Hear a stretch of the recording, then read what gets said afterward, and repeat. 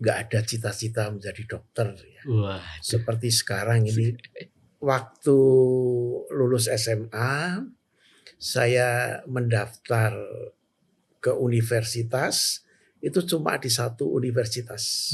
Kalau daftar kemana-kemana, perjalanan biaya. Kalau masih Ngelokro bisa ya. ngelokro, saya Iya. masih ngajar. Waduh. Saya masih datang ke kampus. Oke, agung banget ciptaan Tuhan itu sangat detail, Iya. sangat ajaib, sangat di luar apa yang kita bisa bayangkan gitu ya. Jadi kayak keajaiban dunia yang tersembunyi bahkan di dalam tubuh kita Iya. sendiri begitu ya Pak Titi. Iya. Nah ini Pak Titi selain kemudian tadi dalam hal ini kesibukan mengajar, ini kesibukannya apa lagi Pak Titi? Ya, selain mengajar saya juga praktek. Praktek juga ya. Ya, saya praktek juga. Di dalam praktek juga semuanya seperti Tuhan yang nuntun. Di Solo ada dokter-dokter yang sangat terkenal sosial. Itu legenda. Saya betul-betul menghormati dan mengikuti jejaknya. Walaupun tidak sesuai sosial mereka. Ya, tapi kayak dalam berpraktek ada unsur sosial. Yang nggak mampu nggak bayar. Yang bilang nggak punya nggak bayar. Yang suster bilang ini nggak punya Pak, yuk bebas. Bahkan banyak juga yang resepnya saya tulis, apotek kan kepunyaan kita sendiri. Saya tulis bon saya, itu nggak bayar itu. Nanti saya yang ditagih. Iya.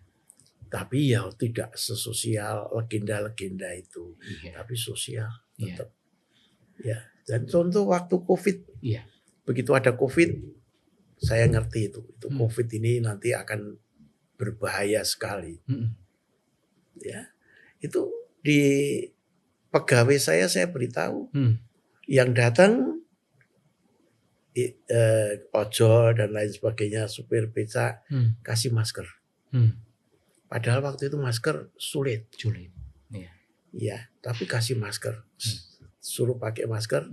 Kemudian pegawai saya suruh keluar, bisa-bisa yang ada di situ diberi masker. Sabun.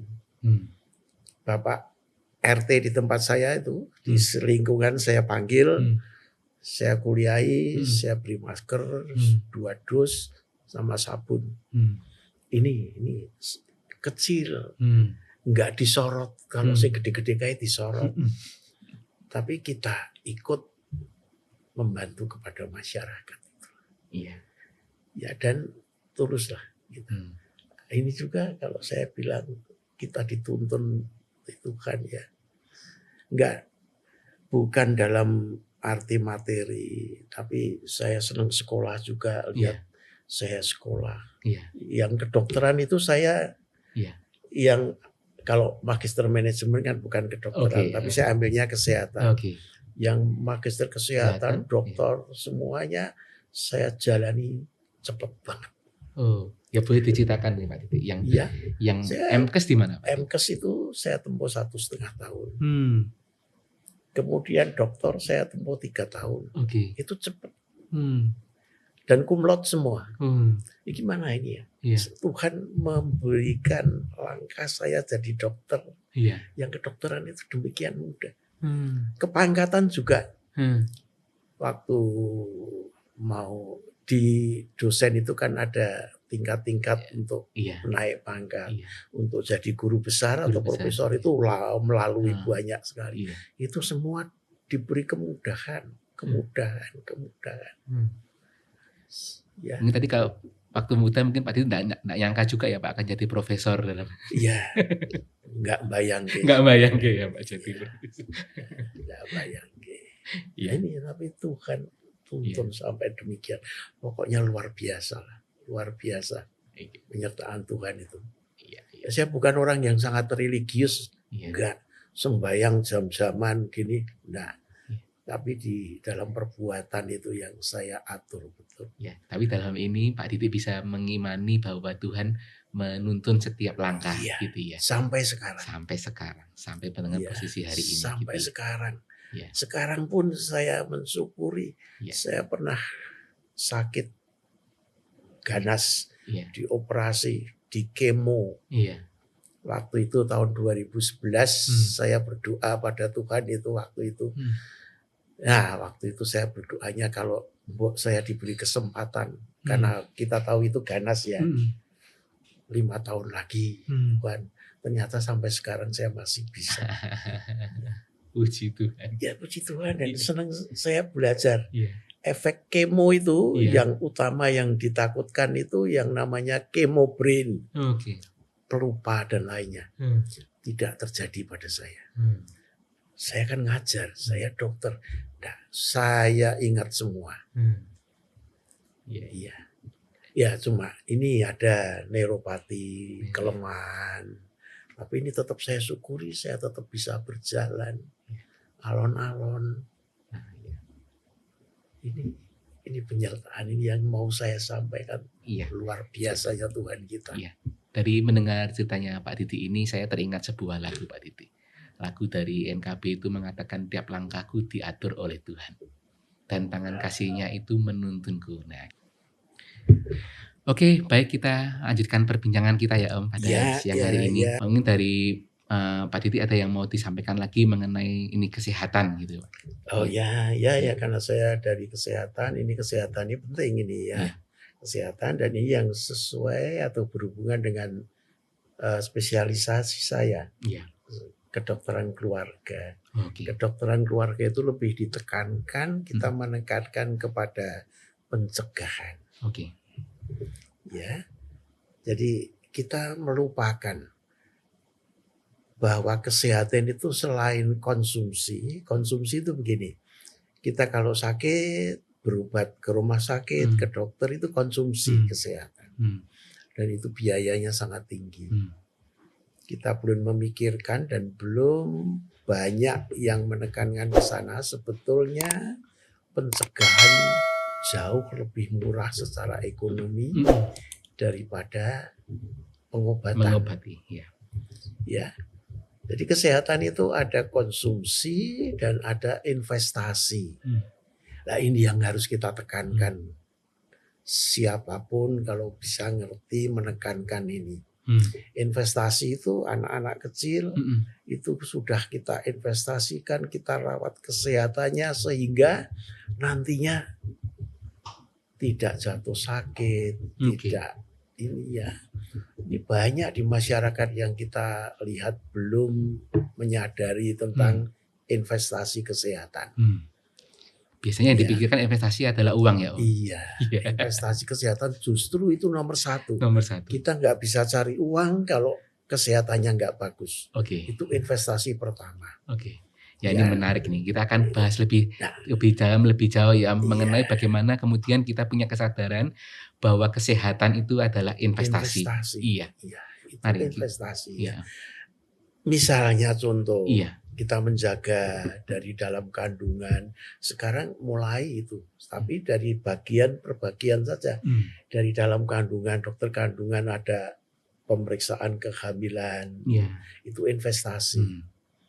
Diberi vitamin-vitamin tertentu, itu investasi nantinya. Tapi sesudah bayinya lahir, kemudian banyak dari kita orang-orang yang pendidikannya belum tinggi atau kemiskinan. Makanannya tidak dijaga. Ya. Atau sekarang ada kontroversi atau ada kebalikan, orang-orang yang mampu over makanannya. Sehingga kita lihat ya, seperti kita ini salah sebetulnya Mas. Overweight, obese ini salah. Tapi kita memang investasi zaman dulu orang tua mungkin nggak ngerti. Tapi sebetulnya saya dulu kuru ya. Nggak mampu kuru.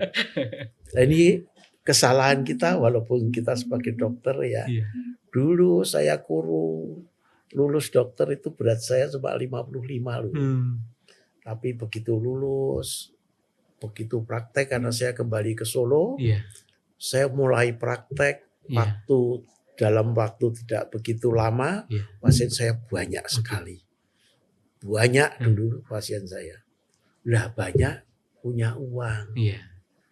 Dulu makan itu nggak bisa lah ini. Dan yang salah, praktek pulang malam, Malam itu mesti kita mampir makan dulu. Makan dulu. Ya, Nasi goreng, nasi duduk gitu ya. Dalam waktu Nikmat yang sekali sama waktu kerupuk yang, ya. yang nggak begitu lama duduk berat saya naik terus. Iya. Itu salah itu sebetulnya. Iya. Ya, kalau kita investasikan, kita ngerti jangan sampai gitu, lebih bagus. Iya. Nah, investasi kesehatan itu ya, seperti sekarang kita banyak lihat, Iya. banyak salah terutama pada keluarga, ibu-ibu itu saya banyak lihat ibu yang berdagang di pasar itu, saya masuk pasar itu, anaknya supaya nggak ngereweli, dikasih HP, Betul. dikasih makanan yang gerenjeng-gerenjeng itu. Iya. Itu luar biasa makanan itu. Luar biasa itu produsennya itu. Iya. Pinter ya. Iya. Dulu kalau kita masuk ke mall, yang jualan seperti itu cuma ada satu kotak itu ya. Iya. Sekarang jentrek. Promosinya ada di mana-mana. Luar biasa, dan hebatnya dia anak-anak semua seneng. Iya. Ini bahaya itu yang kayak gitu. Iya. Anaknya main HP itu sudah bahaya. Iya. Makan makanan yang kayak gitu. Iya. Tapi diem, ibunya ya kerja. Iya. Nah, ini masalahnya. Jadi masalah kompleks memang ya. Kompleks. Jadi antara masalah sosial, masalah macam-macam. Jadi edukasi kesehatan. Maka sebetulnya kedokteran itu bukan hanya masalah pengobatan kedokteran ya. Itu kalau kita mau lihat kedokteran holistik, itu kita lihat tubuh, jiwa, sosial, spiritual. Ya, itu yang kompleks, itu yang sulit. Bahkan sampai ke atas sana sulit. Diobati, tetapi secara sosial, spiritual, hubungan antara dokternya dengan pasiennya juga kadang-kadang nggak ada hubungan yang baik karena repot ya. Kalau itu pasien di rumah sakit ratusan, dokternya galak mesti. Ya, betul. Dijak omong ora iso. Iya. Datang pasiennya datang, resepnya dadi. Iya. Lah apa bener? Ini sulit memang. Iya. Ini problem kita yang tua-tua gini, yang mendalami ilmu ngerti, tapi memang sulit. Ya. Apalagi ada hubungan spiritual. Pasien saya, kalau yang pasien yang sama seiman, ya sambil saya periksa, kalau sakitnya kita lihat, oh ini ada masalah sosial mungkin, ada masalah yang lain. Saya ajak berdoa itu saja. Kalau dia orang tua lansia itu senengnya lah karuan. Oh betul. Ya. Paham Om, saya bisa memahami.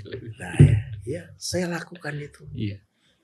Ya sesudah saya periksa, nggak apa-apa, saya beri obat. Yuk berdoa mau tante? Mau. Kita doakan. Iya.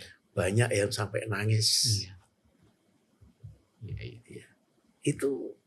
Itu kesehatan kedokteran itu mestinya itu. Si fisik sakitnya, psikis jiwanya, sosial relasinya. Ya dengan keluarganya bagaimana? Ada yang kita doakan keluarganya dia nangis, kan hubungan dengan keluarganya nggak baik. Spiritual dengan yang di atas ya. Ya seperti ini.